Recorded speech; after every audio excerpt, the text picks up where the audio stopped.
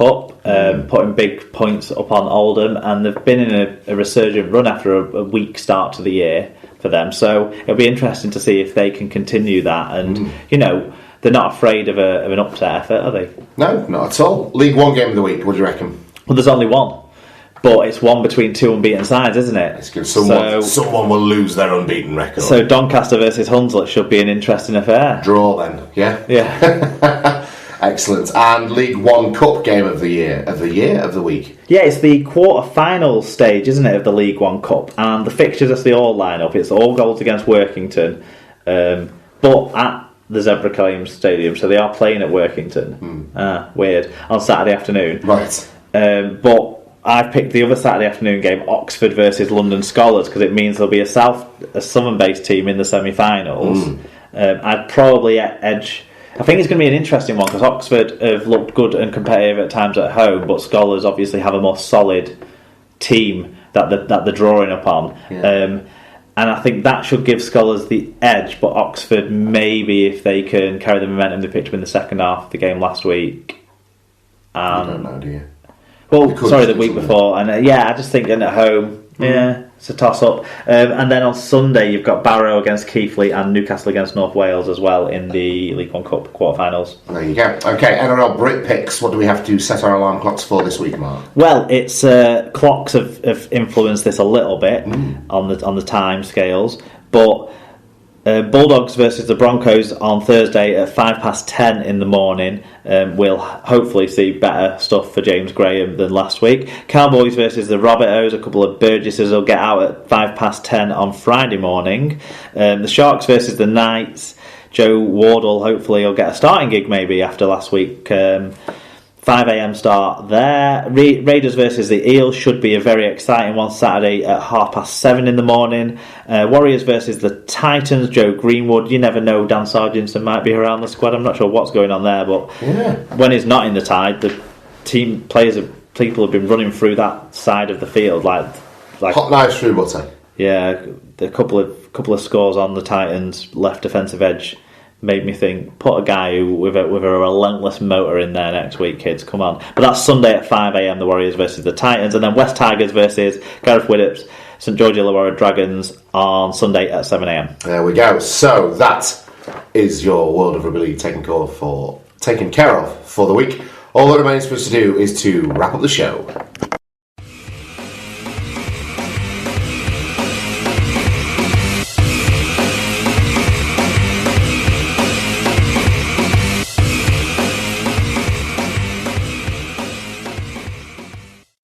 Okay, we're getting towards the end of another epic Super League pod, and we've hit the wrap-up mark. Mark, what have you got for me in terms of trivia well, I'm not going to say embarrassment, we've all been putting on a good show recently, haven't we? So what's the trivia this week, Mark? Rugby League Brothers. What are we doing? Oh, Gordon Bennett. So, I need you to tell me the names of these famous Rugby League brothers from the clues I'm going to give. I've got 5 different sets of brothers, right? Pairs of brothers, okay. And I'm going to give you a little bit of a clue, and then you're going to guess the answers. Name the brothers. Yeah. Not like where this is. Maybe going. for the kids playing along at home, you can wait till I get to the end of them, and then. Do you think that's going to be and then give them a chance to pause their podcast device whilst they're listening and give them their answers. We'll see. Okay, so I've tried to arrange it in what I think will be the easiest to the hardest for you to do of these 5, and we're going to start with these 2 brothers won 2 NRL Grand Finals together in 2008 and 2011. The older brother now plays in Super League. Minicellos. No. Gidleys. No. It's the other way around. Read it out again. These brothers won 2 NRL Grand Finals together in 2008 and 2011. Right. The older brother now plays in Super League. So, the 2000 and... Who won the NRL in 2011? Everyone's second favourite team. Manly. Right. Oh, it's Glenn and Brett Stewart. There you go. Thank you. Okay.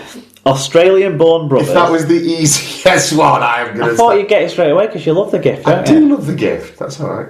Australian-born brothers who played one club day game together early in their careers and later in their career played together again for New South Wales City Origin and Italy. The Minicellos. There you go. They were bound to come up at some point. Okay, good stuff. Okay, twins who have played together for Wales and Warrington. The Evanses. Who are? Reese and Ben? Yep. Thank you.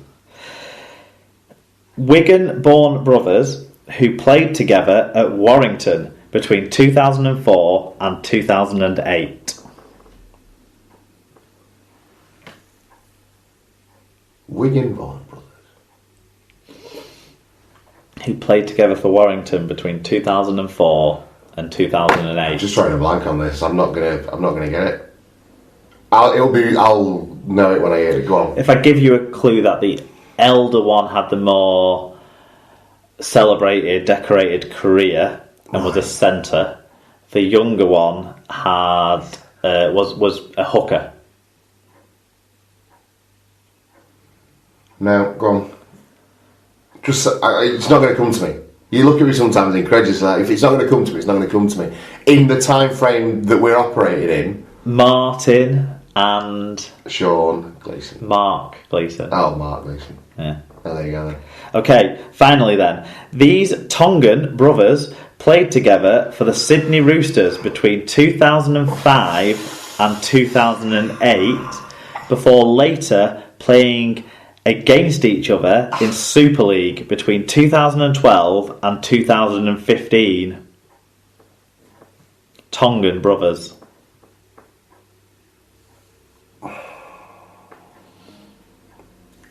I hate this part of the show. I really hate this part of the show. They played against each other in Super League. Yeah. They play for Tonga. Are they actual Tongans, or is this like some bollocks where an Aussie went there once? As far as I know, they're actual Tongans. Right, okay. But maybe they were born in Australia, but they've got, like... Islander names. It's not like, Ashton Sims is Fiji. Yeah, it's a 75% vowel ratio on the surname. Is there a comma? Or have I got an apostrophe to work with? No. Solomonas? No. Go on. Lapini and Mickey Pioneer. Yeah, fucking hell. Of course they did, yeah. Every credit. There you go. Is that the end? Yeah, so you got 3 out of 5? 2.5. Let's say 2.5, shall we? Half marks. I always aim for half marks each week. Well done. That'll do me for that. Fantastic. Well, hopefully we left enough of a pause in there for you to scream your answers into your podcasting device or out on the train or wherever you are. I love the idea that there might be someone somewhere on a train going, Lapini player! Go on, get yourself kicked off. And kicked out of the quiet carriage. Thank you, Mark. That was an interesting one. Well done. Yeah, I've got some more of them for the future. Awesome. Yeah. Great news. SLP recommends. Do you have any recommendations for us this week, Mark? What has life brought to you that you want to share with our listeners? Nothing. No, I'm moving on. I have got a couple of. To be honest, I've been busy with this new spreadsheet. I'm doing. I suspect that this is not a road we want to take the podcast down. As much as I've also been I've been working and stuff. Well, I've got some stuff to recommend to you. That's good. I've got an ale and an ale house. Okay. From my trip to York. So, this will be stuff that people can focus on. And if you're heading to York, you can pay these people a visit. We'll start with the beer. I had a pint and a half of Centurion's Ghost, which is done by the York Brewery. Okay. In the pub that Guy Fawkes was born in the shadow of York Minster on Sunday afternoon. It was dark bitter. It was very, very nice. It was... I enjoyed it with a bag of pork scratchings. It was all very traditional, homemade pork scratchings as well from the pub. So yes, Centurion's Ghost by the York Brewery, brewed within the walls of York, according to the cowl. Yeah, I've had some York Brewery beers before. Right. They're quite nice. Yeah. Yeah, there you go. But my other recommendation is Mr. P's Curious Tavern. Just discovered it as we were walking around and popped in, and it was like a tapas place, but rather than just doing kind of exclusively Mediterranean tapas, they were doing all sorts of dishes from sort of traditional British cookery and what have you. Between us, we had bread and oil and some calamari, and like a steak platter that they brought out, which was beautiful fillet steak with prawns and something called squid ink alioli on it, which was like a garlicky black paste thing that was just amazing. It was all quite reasonably priced as well, and I had a pint of something from the Ilkley Brewery to go with it. But the food, I like the Ilkley Brewery. It was good. It was a good pint. Very good brewery. Yeah, I enjoyed that. But they've got a big selection of gins in there for people who like gin. They've got loads of lovely real ale on, and the food was terrific, and the service was excellent as well. Not the intense American style Miller and Carter service that I've referred to in the past, but much more kind of like, let me take your order and then disappear and check on you in a little while. Sort of service that I quite enjoy. So Mr. P's Curious Tavern in the city of York. I'll check that out when I'm there. Well worth a visit. Well worth a visit. If people want to tell us things or make comments on your disparaging views on the Hull FC injury crisis, how would they go about doing that, Mark? I'm sure we're going to get plenty. I hope they've taken it in the right spirit. So at Super League Pod on Twitter, facebook.com/Super League Pod, and then superleaguepod@gmail.com for emails. We did get an email this week that I've not picked up. 20 leaks, we're ever so sorry. Yeah, so we'll pick up and reply to that. Because the guys who do that sort of gossip column, I don't know where they get the motivation to do it, but it's amusing stuff. It's very funny. They must just love This Week in League. I think we're going to bear the brunt of that at some point, aren't we? Because we keep ignoring it, but we will read that out next week because it was a lovely email. Yeah, and Google form for the match reviews. Watch those as they come up. I think, a free agent this weekend in terms of Saturday and Sunday. Right. So, I'm going to go to a game. Okay. So I'm leaning towards Warrington Hull on the Saturday. Yeah. But I also could be enticed to either Halifax versus Swinton or Rochdale versus Toulouse. So is it for people to make you an offer? That's what I'm thinking. Get in touch. I'll pimp you out. Someone to hang out with at the games. Yeah. I'd rather not be sat on my own if I could avoid it. So if there's stood on my own. So if there's a Warrington fan who wants to share the time with me on Saturday afternoon, or similarly either a Halifax or Swinton fan or a Rochdale fan or Toulouse fan, I guess, or anyone who's just going to that game. So if you're a Super League Pod listener and you fancy meeting some Super League Pod royalty, I can assure you that Mark is an entirely wholesome character who would be a great person to interact with and spend some time with at the match. And as his pimp, I can tell you it's 20 for the lips and 40 for the hips.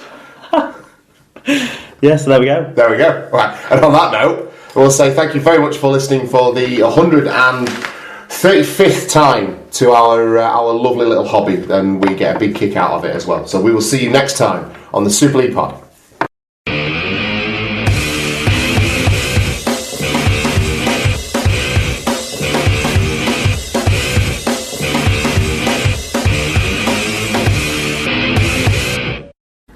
Oh, I'm on the verge of pouring myself a glass of wine here, mate. This is fucking lush. Ah!